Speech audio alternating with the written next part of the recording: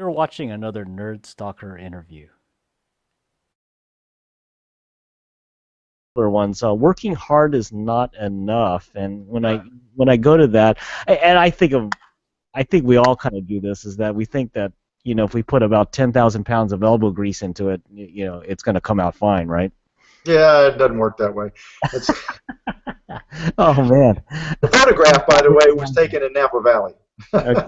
Okay. I was at Napa, and a swan was out there, and he started bathing himself.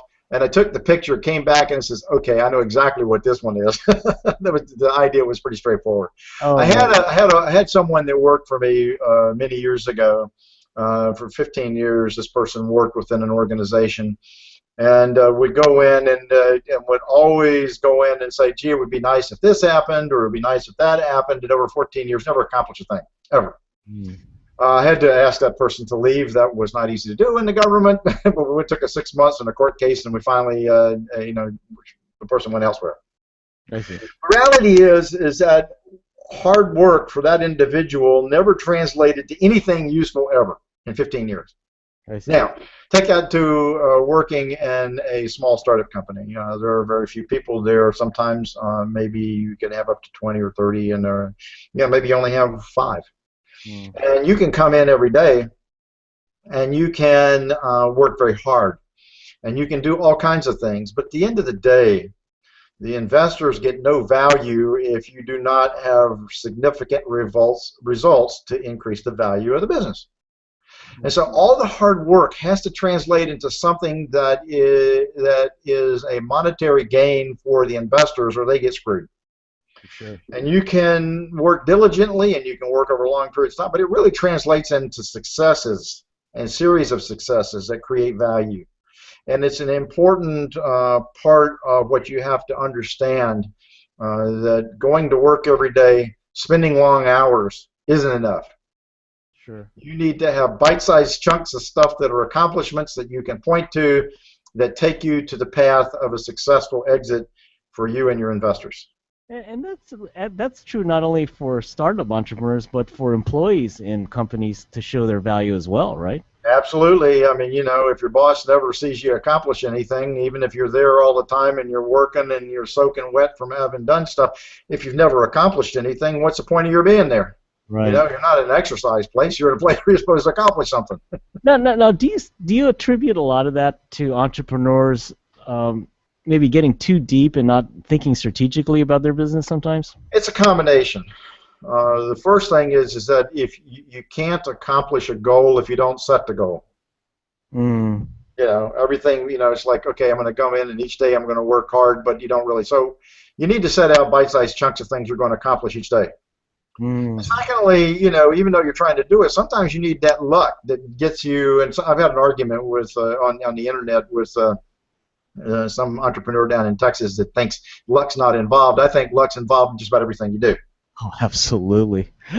He believes that it's all skill. And I'm sitting there thinking, okay, you raised all your money before 2000. You don't think that was lucky that you did it before 9/11? I mean, it's like, are you kidding me? And it says, hey, that's where people were throwing money at the companies. After that, they don't do that. And it says, so I go through this thing where I believe, the timing and the luck and being in the right place and having things happen are very much an important part of it. And so the work you do laying out more than one strategy hopefully positions you to where the luck will allow you to accomplish something significant because you had more than one route to a successful point.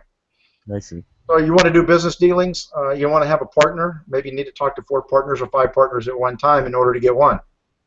You want to raise financing, maybe you need to be talking to 4 or 5 of them at once, different routes, in order to be able to find it. Maybe it's grants, maybe it's this, maybe it's that, but you need to have 4 or 5 things going on at once. You need to be able to juggle those and be able to try and make gains. When I was working in a laboratory and publications were extremely important for my success, I'd be working on 3 or 4 different projects at one time, hoping to get a good publication out of one every 6 months. Wow. Wow. Well, and the publication game, especially conferences, is that not all conferences are going to accept a lot of your work either, right? Yeah. So these are all important, and and it's really strategically laying things out and trying to have multiple routes to get you to some sort of a successful point. And but the planning and everything else, if it's not done right, all of that coming together, the luck, if the luck doesn't marry with it, your success is going to be limited. So hard work, you can work hard, but Yeah, at the end of the day, your investors don't care how hard you work; they just care how much money they make.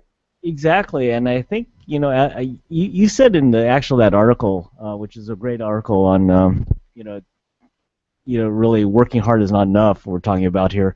I you're a leader actually of the company, and people actually look to you for some kind of beacon of strategy and success, right? Yeah, absolutely.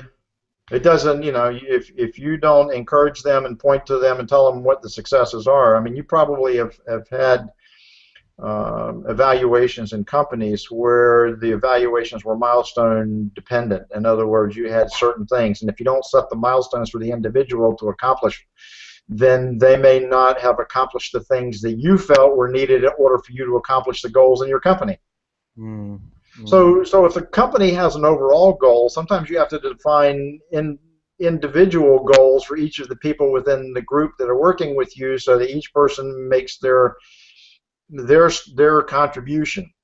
right, And if they're not getting it right, you got to figure out a way to help them get it right, right. because each person is interdependent on everybody else, and it's important that you succeed. And a lot of times these entrepreneurs start out as a onesie twosie team, so it isn't as important. But as soon as you start increasing your team size, it becomes even more important because five people could definitely logarithmically, I look at, could increase the value of your company if you're all rowing in the same direction, right?